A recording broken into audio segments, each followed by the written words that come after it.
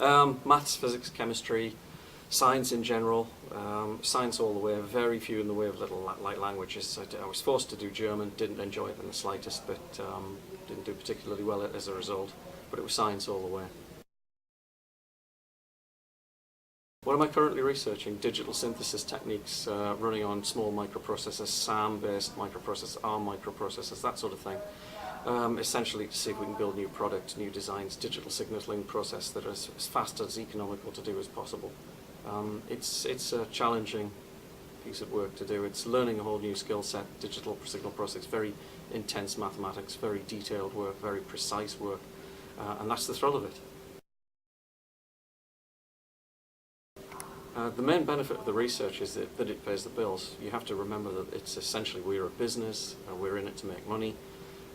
That's the simple truth, is that our research pays for a roof over our head, pays for food. There's the joy actually of doing something different, doing something perhaps that nobody else has done, pushing back the envelope a little bit, if that doesn't sound too cheesy. But we are essentially a business and we're there to earn money. My career has been interesting and varied. I started off doing simple physics. I started off doing a desire to do something a little bit different. I didn't really want to be a career physicist and go down the pure research route at an academic institution. I wanted to get out into industry, do something a bit more important.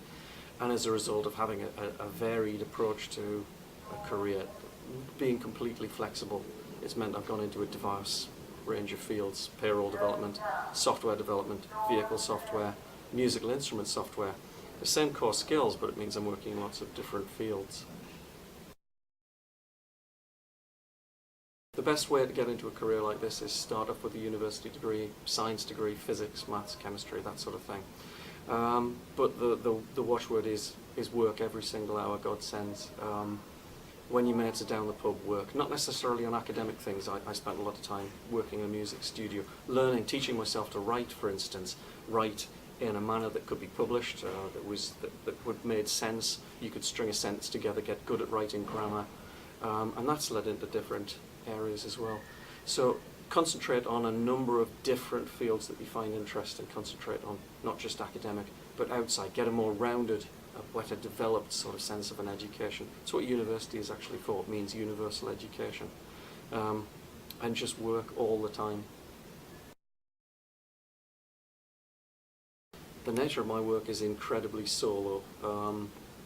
I've spent, I would say, a significant proportion of my working life on my own, either thinking or developing software, or working in isolation, largely autonomous. When you have to troubleshoot a lot of stuff, as I did, working for, say, an engineering company, CAD systems, you spent an awful lot of time figuring out stuff on your own, writing software on your own, developing software. I'm quite comfortable working on my own. Working with teams is a fairly new experience. We've just got an intern taken on at the company, and managing interns is not something that they teach you at university. It's a whole new set of skills. It's learning to handle people, learning to deal with people, learning to say things to people that doesn't upset them. It's a bit of a minefield at times, but it's another aspect of the career which is very, very rewarding. So yeah, I'm quite comfortable working in either sphere these days. Future goals are to stay in business, is largely stay in business. It's a difficult economic climate out there at the minute. The goals, I would say, is to continue to develop interesting, exciting, novel electronic musical instruments, develop other projects that we're involved in. We're involved in training programs for the Centre for Life in Newcastle. We're developed in animation for overseas companies. They're all different aspects of the same operation. Currently started writing music for films and TV. And we'd like to push that as far as we possibly can, with the idea of never actually retiring unless I'm absolutely forced to. That's what I intend to do for the future anyway. Career skills, I would say, are be flexible, be prepared to work outside of your comfort zone for a long period of time. For instance, developing vehicle software for forklift trucks, it meant a long period of time working at a different plant, maybe 20, 30, 40 miles away from where you normally would be. Be flexible, be prepared to change, evolve with the situation. Don't be rigidly fixed to one particular career path. Be prepared to move around quite a bit. Advances in technology mean that the chips are fantastically capable these days. I mean, when I got into this business 25 years ago, the most sophisticated microprocessor that you could get your hands on for pennies was an 8-bit micro. These days you can quite easily get a 32-bit micro, 64-bit micro for very, very little money indeed. The complexity of the systems goes up. Complexity of the development tools goes down dramatically.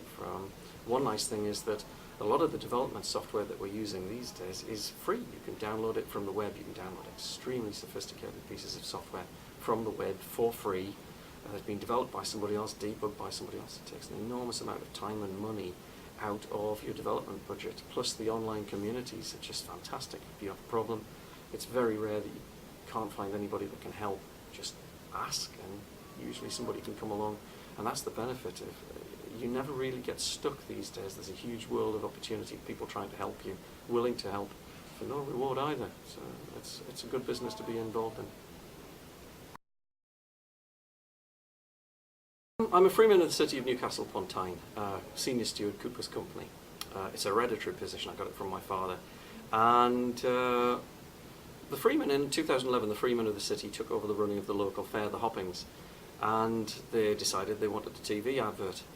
So it meant that they said, as a member of the team with some audiovisual experience, do you want to get involved? And I said, yeah, fine. So we recruited Dean Films up the road from the college here. And it was a fantastic experience. We produced a really, really good TV advert, I thought. Very, very good, very professionally made. I learned enough from there, picked up enough skills just by hanging around by process of osmosis, just picked up skills from them. And it meant that I wanted to do it on my own. I felt we could do pretty well, so we set up a little company called Infectious Films, and we now make films for the Freeman. We're doing some work with the BBC, done works with Hannah Behrman of BBC Look North to go out in their weather slot, that sort of thing. So it's an ongoing project. It's fun, it's demanding, it taxes you artistically and technically, and it's a thoroughly worthwhile experience getting into. Highly recommended. Can I briefly describe? No. My career path today. I left school 18, more or less hit the ground straight away.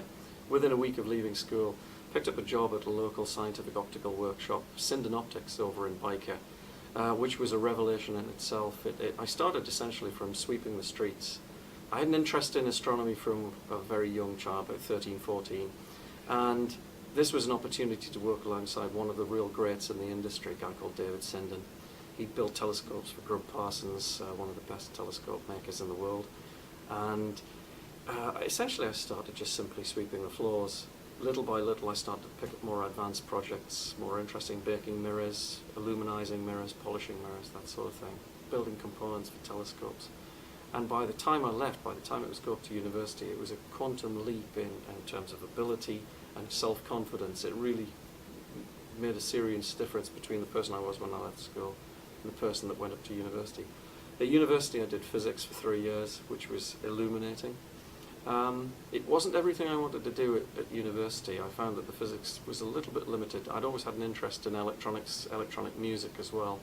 So as a night course when I was at university, I went off to Spectro Arts Workshop in Newcastle, it's a car park now, where I learned the techniques for recording, writing electronic music. I was strongly influenced by bands like Jean-Michel Jarre, Tangerine Dream, that sort of outfit.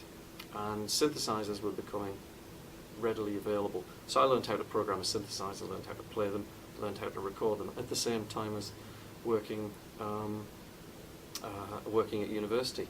After university, the economy had more or less collapsed and there were no jobs for physicists. It took me over a year to find a laboratory technician's job, which was okay for a while.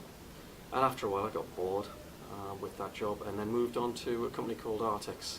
And they wanted a trainee software developer. The idea was that they would go in and develop electronics for off-road vehicles, for heavy industrial lifters, for dump trucks. Big Tonka toys is the best way to describe them. And that started a 13-year career path, which was extremely varied. I ended up working on off-road vehicles, industrial electronics, shop floor data collection systems, eventually working up to a very, very large computer-aided design system spread across 2 sites, working with a mother facility in the United States. Very, very demanding position to be in, and it's a job I wish I'd never left. It was very demanding, technically demanding, physically demanding as well. There's an awful lot of hard work involved. After Artix, Caterpillar, I a brief spell writing payroll software for a company in Newcastle, which was a terrible, terrible mistake. And I was made redundant less than a year later, which was either a good thing or a very bad thing. And I set up Infection Music after that. We manufacture electronic musical instruments. Remember I said I had an interest in electronics and synthesizers. One of the guys I met at Spectro Arts Workshop back in 1982-83 went on and found the magazine Sound on Sound.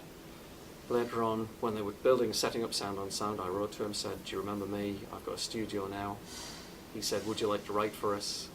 A couple of pilot pieces later, and for about 5 years I was published regularly, writing and reviewing electronic music equipment. It's a fantastic job. So not only was I working on my university degree moving on, developing the degree as well, I was working 8 hours a day job and working weekends on the magazine. So literally work every hour God sends. That's the best career advice I can give. When your friends are at the pub getting drunk, you're still at home working. Develop different ranges of skills, develop absolutely anything you can that might give you an advantage over somebody else. That's the best career advice I can give you. One last point, one important point that is worth making, I think, is that suppose life doesn't work out for you, suppose you don't get the grades you're after, suppose you fail a couple of exams. The important lesson to take away of is don't give up. Don't think that life is over just because you don't get the required grades or you get a C instead of an A. Just go to college, take a couple of extra qualifications, take a couple of extra years, build up your experience, try again. Never give up at your career. I didn't do too well my first time through school. I went to college, did far, far better, did better at university, and I've got a decent career out of it at the end of it. It's been up and down. It's not been easy, but I didn't give up. I just kept going, set myself some goals, made sure I hit those goals, those targets, and I'm pretty happy at the minute. We've got a lot of projects on the go that are quite interesting, quite exciting, and they should keep me busy for a fair number of years. Don't give up.